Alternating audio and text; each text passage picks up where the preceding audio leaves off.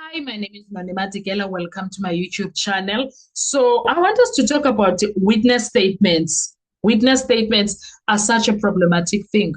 You know that Baloyi and Gininda they had Ubabu Zungu that they never brought, whom they claimed that Ubabu Zungu is their link to the accused, is the first person to have to give them a breakthrough.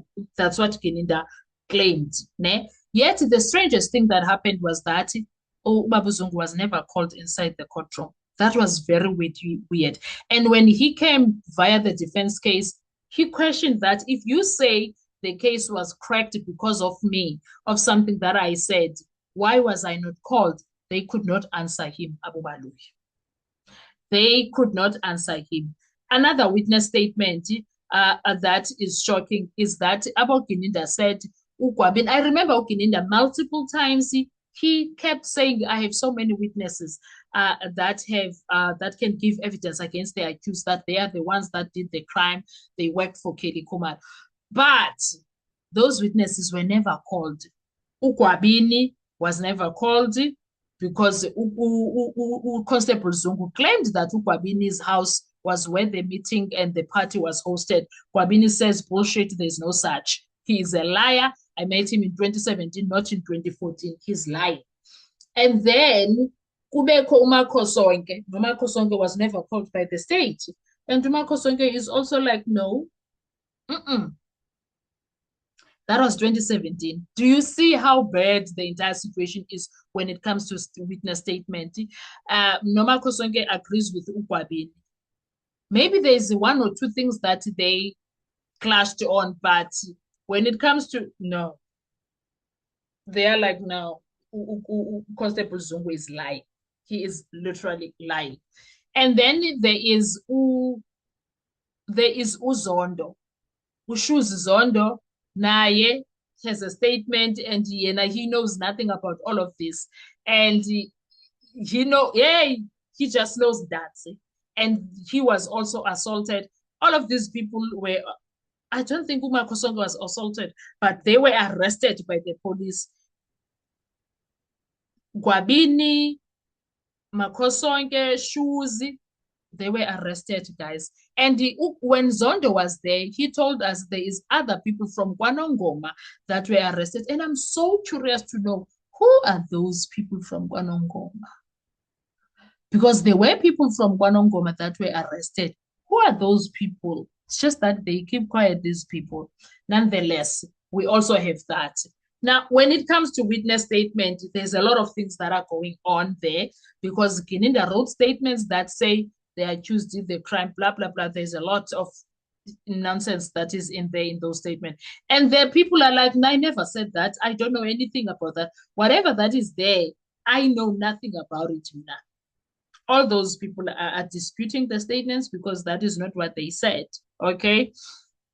And then there is statements of witnesses, eyewitnesses, the people that were inside the house. The people that were inside the house, they were present when Senzo was killed, yet they give different accounts. They give different accounts of descriptions. The others could not even describe the second suspect. So that is why it is shocking for Zandile no Tumelo to come to court and be acting on Untanzi, yet they could not describe him. When the sketch artist came, they could not describe Ubongani Dansi. Yet now, when they come to court, they literally say it's Bongani Dansi. Weird, ne? That was one of the weird things that they have done there. And also, the different witnesses have given accounts that differ on various details, including movements in the house, positioning in the house, timing, and description of events. Now, the defense argues these inconsistencies undermine the reliability of the prosecution's version. The state responds that differences between witnesses are common in traumatic events and do not necessarily render the evidence unreliable. Ultimately, assessing credibility is the court's role, which is true, but it's questionable. That is the bottom line. The bottom line is that the entire situation is very much questionable. Okay, so that's what we are questioning. Another issue that we need to touch on, the chain of custody. Forensic evidence depends heavily on maintaining unbroken chain of custody. During the trial, questions have been raised regarding handling of exhibits, storage, documentation, and the continuity of evidence. When it comes to handling the firearm, we heard Mangena in his very own statement. He said when he found the so-called exhibit bag for the firearm, it was open. Now, when the bag was open, why did he take the bag and go and test the firearm? Why must we trust what happened to that firearm? Do you understand? Something is not right there. Now, the defense has challenged aspects of those procedures when it comes to that. The state has maintained that the evidence remained properly accounted for and that any shortcomings do not invalidate the overall case. But the state is selective when it comes to this. The bottom line is that the procedure says if it's opened, you don't touch it. Yet, Umangena took the bag and went out to test it. Why? He was not supposed to have the bag if it was opened. So he wrote in his statement that it was opened. We don't know why. We really don't know why. Now, did the investigation change direction? Perhaps the biggest debate is whether the investigation evolved because of the new evidence, or whether it shifted away from the original robbery narrative without sufficient justification.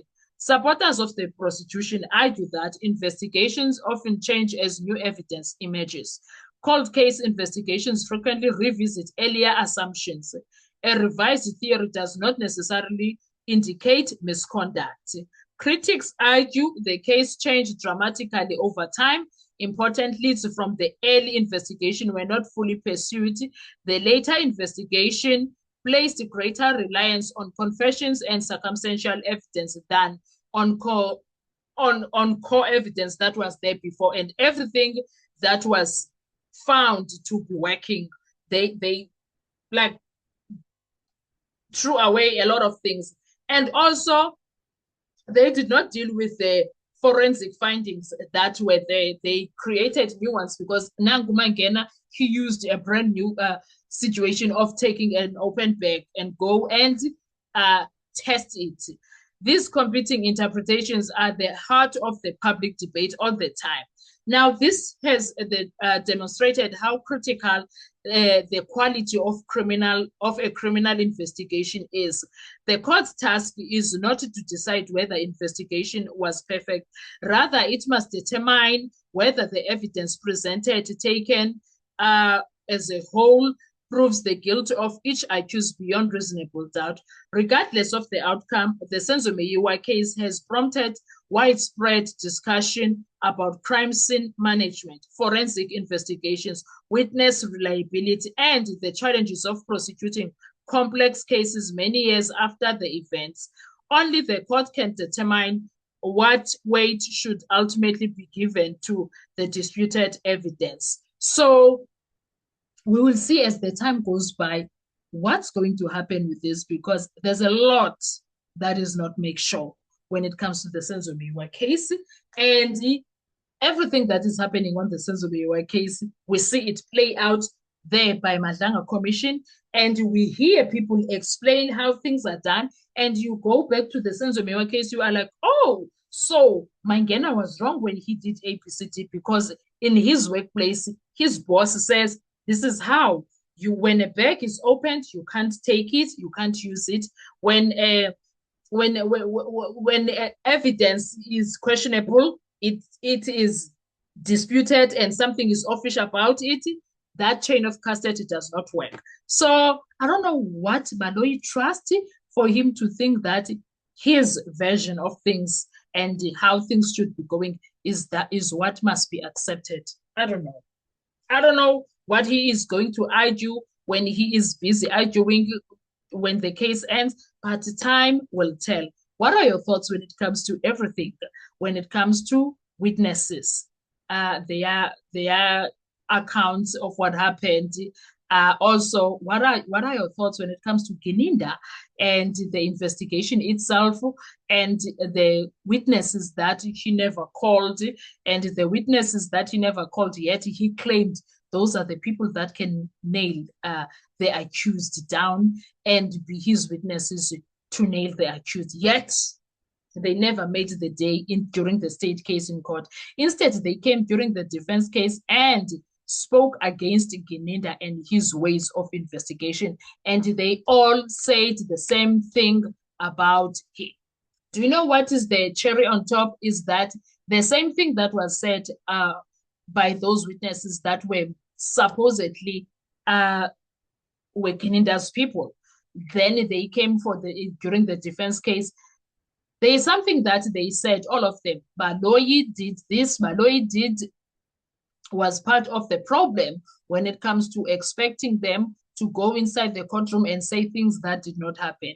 And then the cherry on top is who? Is generally Leshabane saying the same thing and saying, imagine if I, Leshabane, was angry the way I was treated by Baloyi and Gininda, how much more of a civilian? I'll leave it there. What are your thoughts when it comes to all of this? Let's talk comment section. Enjoy your day. Bye-bye.